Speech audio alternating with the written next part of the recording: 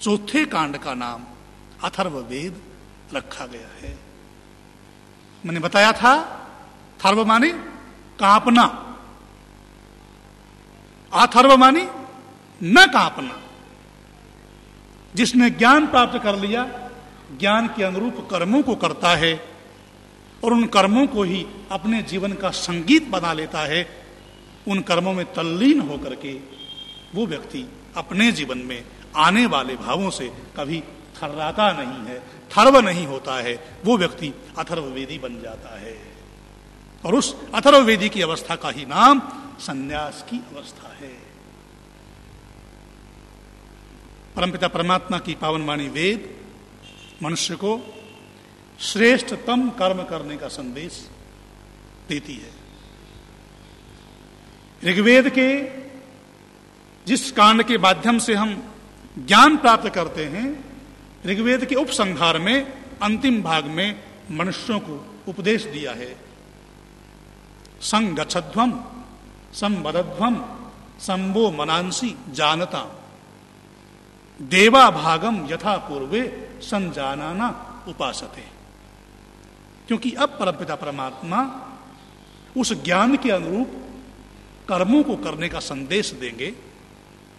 कर्मों को करने का संदेश देने से पहले, कर्मों को करने की शिक्षा देने से पहले परमपिता परमात्मा ऋग्वेद के इस कांड में अंतिम भाग में उपदेश कर रहे हैं कि मनुष्य संगठित होकर, मिलकर, विद्वानों की संगति से, विद्वानों के उपदेश के अनुसार अपने जीवन में कर्मों को करना। और इसके बाद यजुर्वेद का आरंभ होता है। मनुष्य कर्म कैसे करे? ज्ञान के अनुरूप कर्म करे। कोई प्रश्न कर सकता है, ज्ञान पहले है या कर्म पहले है? पहले ज्ञान फिर कर्म। पहले ज्ञान फिर कर्म। पहले आपको जानकारी प्राप्त करनी होगी, उसके बाद ही आप कर्मों को कर पाएंगे।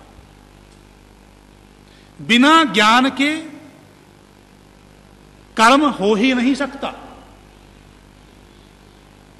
ज्ञान से पहले, ज्ञान के बिना कर्म को बताना नितांत मूर्खता है। कर्मों के करते हुए ज्ञान की वृद्धि तो होती है, अनुभव से ज्ञान की वृद्धि तो होती है, परंतु ज्ञान के बिना कर्म किया जाना असंभव है। मशीन की जानकारी प्राप्त किए बिना यदि कोई मशीन को चलाएगा तो यंत्र और चालक, मशीन और चालक दोनों की हानि होगी। इसलिए पहले सम्यक ज्ञान प्राप्त करो, उसके बाद सम्यक ज्ञान के अनुसार अपने कर्मों को करो। अब कर्म हम कैसे करें, इसका संदेश गृहस्थाश्रम के लोगों के लिए, कर्म के व्यवहार में उतरने वाले लोगों के लिए परमपिता परमात्मा यजुर्वेद के माध्यम से देते हैं। और यजुर्वेद का पहला ही मंत्र श्रेष्ठतम कर्मों को करने का संदेश दे रहा है।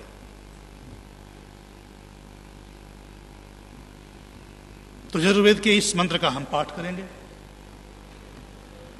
मेरा साथ आप सभी यजुर्वेद का पहला मंत्र दोहराएंगे। ओम ईशे त्वोर्जे त्वा वायव स्थ देवो वह सविता प्रार्पयतु श्रेष्ठतमाय कर्मण आप्यायध्वमग्न्या इंद्राय भागम प्रजावती रनमीव अयक्ष्मा माव स्तेन ईशत माघशंसो ध्रुवा अस्मिन् गोपतौ स्यात् बवीर यजमानस्य पशून् पाहि। वैदिक संस्कृति में कर्म 3 प्रकार के कहे जाते हैं। वैसे तो 2 ही प्रकार के हैं, पर फिर भी इनको 3 भागों में बांट लिया है। मनुष्य जितने भी कर्म करता है और उन कर्मों के फल प्राप्त करता है या आगे प्राप्त करेगा। जन्म जन्मांतरों से जो हमारे सूक्ष्म शरीर में कर्मों के संस्कार चले आ रहे हैं, या अब जो हम कर्म कर रहे हैं या आगे भी करेंगे, वो सब कर्म 3 प्रकार के होते हैं। एक संचित कर्म, एक प्रारब्ध कर्म, एक क्रियमाण कर्म। संचित कर्म वो होते हैं जो जन्म जन्मांतरों से हमारे साथ संस्कारों के माध्यम से चले आ रहे हैं, सूक्ष्म शरीर के माध्यम से। प्रारब्ध कर्म वो होते हैं जिनका फल हम अब प्राप्त कर रहे हैं।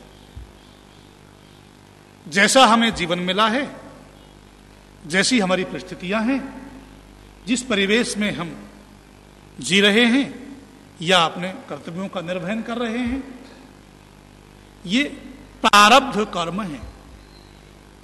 संचित कर्मों से ही प्रारब्ध बनता है, ध्यान देना।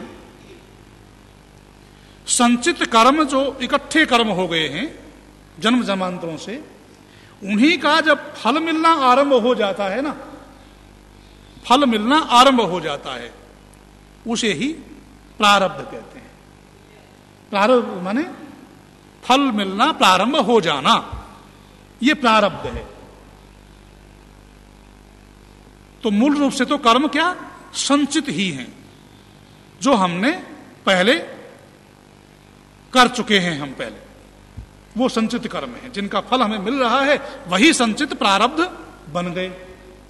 सर्वे भवन्तु सुखिनः, सर्वे सन्तु निरामयाः, सर्वे भद्राणि पश्यन्तु, मा कश्चित् दुःखभाग् भवेत्।